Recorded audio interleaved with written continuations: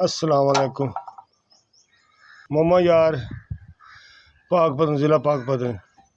बोलदा पे मैं मिस्त्री ने काम करना ते हाँ उठा इतों अंदर ना मैं तू गोद चढ़ा जाता है ना मैं इतों अंदर काम होंदा है निक्के निक्के बच्चे ने ते कारोबार होंदा नहीं हूँ ना मैं तू गोद खड़ा जाता है आ गोडे में बजू दर्द बड़ी है ते पेट च पानी है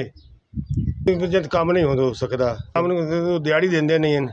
वो पी जाते हैं कोई पैसे ढींदे नहीं हैं दिहाड़ी लग जाए तो भी अंदर वेले मैं भी वेला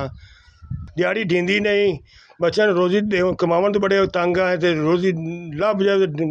ढी पाँदी न वेले असी जाते दिहाड़ी जी ये हालात बड़े खराब हैं हाँ जी दिहाड़ी हो नहीं सकती बच्चे भुखे बैठे ने कारोबार को चलता नहीं तो ना कोई ढींदी दिहाड़ी ना जी सरकार घर का चलता नहीं बड़े हालात मंदे न SVS ਤੁਹਾਡੀ तरफ 5000 मिल गया अल्लाह पाक तुम घना देवे कारोबार अल्लाह ताला घनी देवे एक कौपरी सारी जिंदगी चलती रहे औखी सौखी सारे काम आती गरीबों के असी कोई इधर कपड़े लिसा कोई सौदा सुदा लिसा जो बालों की जुत्तियां लिसा अल्लाह पाक तुम घना देवे SVS ਤੁਹਾਡੀ ਮਿਹਰਬਾਨੀ बड़ा शुक्रिया।